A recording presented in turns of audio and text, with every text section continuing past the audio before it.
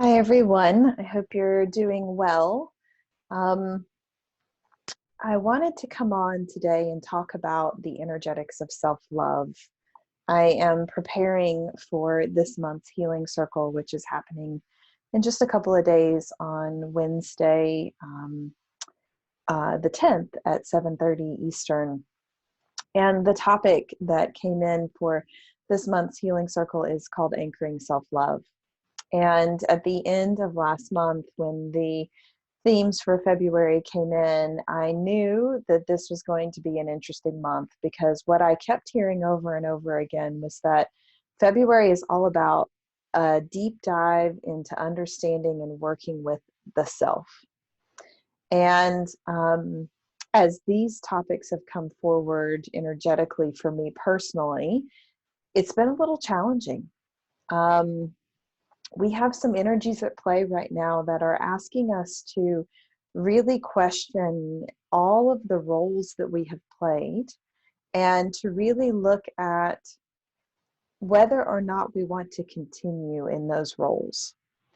And for me personally, it's brought forward a lot of patterns that have existed as threads within the work that I do in the world that are up to be evaluated. And it's really got me questioning what it is that I want with this next chapter that's opening up for me and for my partner and I and our business relationship and our romantic relationship, and what I want in my friendships. There's just so many things being brought forward to be evaluated right now.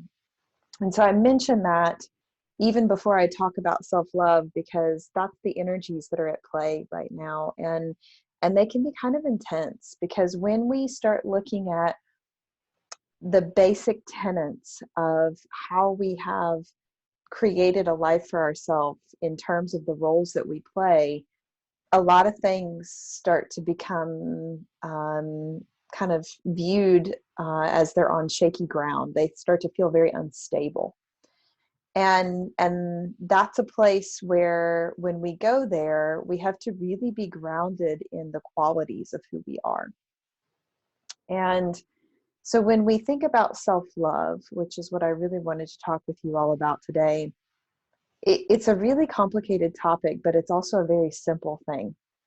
But I often find that the simplest things, like, well, why don't you just love yourself, are the hardest. We make them super, super complicated because we're human, and that's what we like to do. We like to involve a whole bunch of stuff in our process and make things really complicated.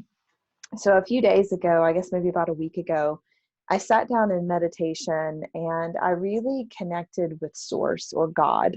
It depends on, I guess, what terminology you want to use, the frequency of all that is, or Source. And I posed a question in my meditation. I said, why is it so hard for myself and for others to truly love themselves? And the profoundly simple answer I got back from Source um, was that it's hard because we're never taught to love ourselves. Every construct, every system, every media outlet, everything that exists in our human experience is actually there creating separation between us and loving ourselves. And if you think about all of the ways that we define ourselves, oftentimes it's through comparison with other people or comparison with some bar that we've set as an example of success. And inherently in that energy is separation. And when we have separation, we have a lack of love. And, if we understand that each of us is a drop of the source ocean that exists, meaning that there is a pool of energy of source that you can imagine like a giant golden ocean. And each of us is a single drop of that ocean, but within each of those, or within that drop, contains all of the energetics of the ocean itself of source. And so if we understand that we are just a drop of source energy at our core, and then we understand that source energy at its core is love, we start to realize that self-love is not an act or an external realization that we have to come to. It is really a remembering of what we truly are at our core. And in order to do that, we have to remove some of the noise that exists in our landscape that keeps us from remembering the core of who we are. And so when I asked Source to expand a little further beyond why is it so hard? Well, it's so hard because you've been taught not to. And I said, well, how do we begin to reconnect with the truth of who we are then, with the truth of the understanding that we are love? And so it's very easy to find self-love if we know that we are love embodied. Source said to me that it's time that we start to really drop into an understanding of the qualities of who we are. The qualities of who we are separate from the roles that we play. And when we have a deep understanding of self, and we have a deep understanding of the qualities that we carry, it's much easier to drop into a knowing of self-love. And so, okay, that's great. And I asked, okay, well, give me something really practical. How do I begin this? And the very simple answer I received back was, okay, well, you need to just start to change how you're thinking. Easier said than done. Right? So the example that I was given in my meditation was when there's a negative thought that comes forward, a thought that would be counter to loving yourself, that you begin in that moment to observe and witness that thought and then choose something new. And for certain aspects of our life, that may be easier than others. And so, maybe you have a really good relationship with your physical body and you love the way you look and you love the way you take care of yourself. Maybe that's the place where you cultivate self-love at a deeper level first. Don't start with an aspect of your life that you already are in conflict with. So if you already don't love your job, don't try to love yourself within that career landscape first. Find a place within your life where it feels relatively easeful for you to find love for what is currently, not a future state. And so what I mean by that is if there's an aspect of your life where you already have happiness, you already have joy, cultivate self-love there. Celebrate the wins. Celebrate the important things that happen. Celebrate who you are in that construct, in that role, in that house of your life. So if you're really happy in your career, lean into self-love there first. And then once we have a template of truly loving ourselves within that house of our life, we can then begin to cultivate self-love in those places where it may be more challenging.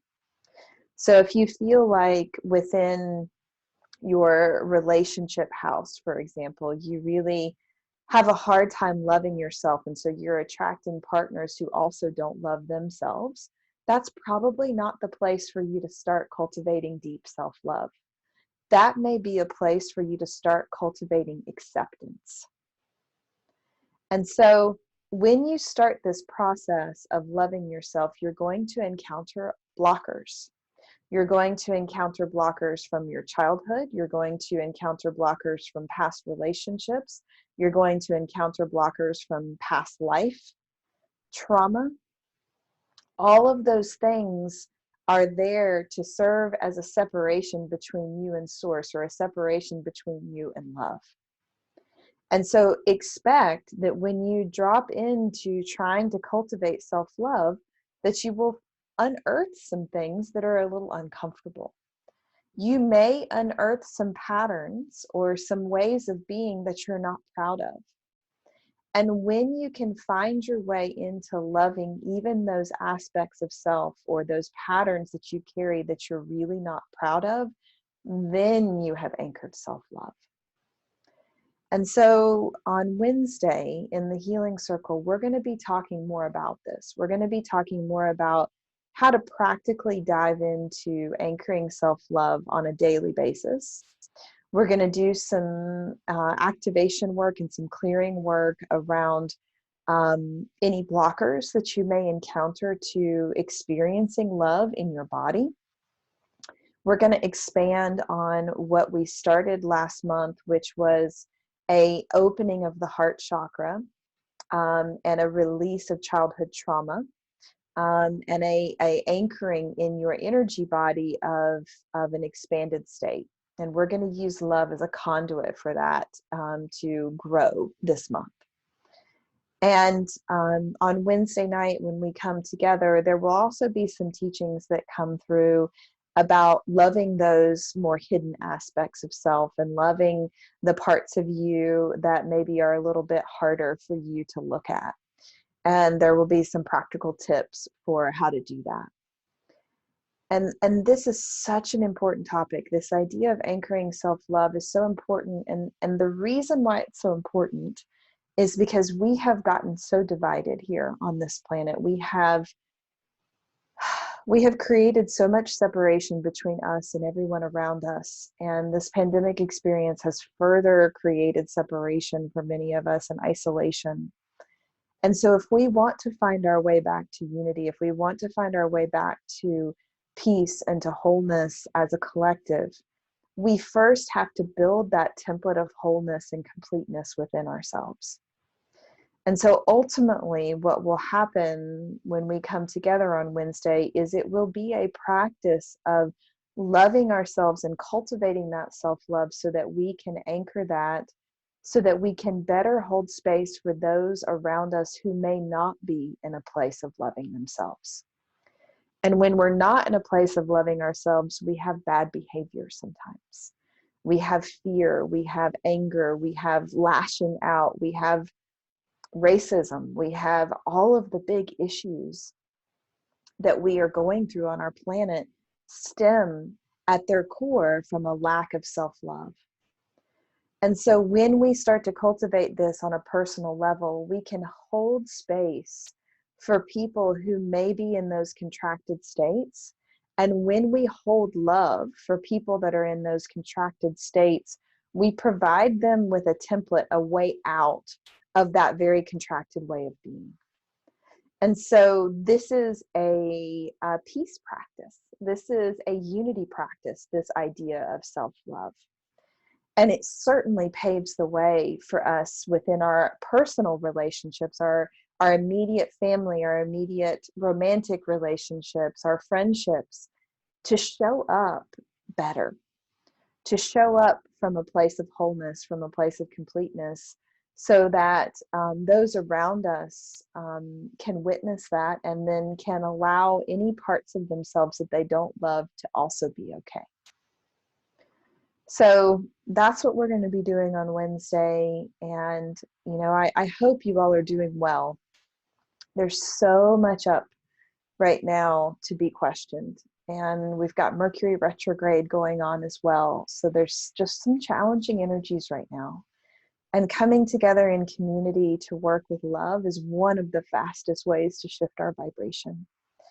And we'll be working on ourselves at a personal level, but we're also going to be working with sending that love out.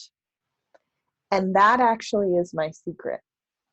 So when I'm having trouble loving myself, what I do is I hold space for somebody else. I sit in session, I meditate with someone, I sit in ceremony with someone, and that always shifts my vibration. So if nothing else, we will come together and we will hold love for one another so that we all may heal. And I know we have deep wounds, we have deep divides here on this planet, but it's time. It's time for us to come together. It's time for us to drop into open-hearted love of self first and foremost, so that we can create and anchor that template on this planet in a bigger way. So I hope you'll consider joining us. More details either in the comment section of this video, or if you're catching this on Facebook, I'll put it in the comments. If you're catching it in my email blast, I'll put it below this video. But I'd love to have you. And if you've never joined one of my healing circles, they're pretty spectacular when we come together. Magic happens every month. And if you're a subscriber this month, you're going to be getting some extra goodies. I recorded a really beautiful vocal sound journey that's about half an hour long that I'll be posting on the subscriber page shortly after we have our healing circle, as well as some affirmations and a few other goodies for you. So if you are a subscriber, you can look forward to that. And if you want to be a subscriber, I'll put a link to that in the comments as well. So I hope you have a beautiful rest of your day. Thank you all for tuning in and watching my little video. And I will see some of you, hopefully a lot of you, on Wednesday. Bye.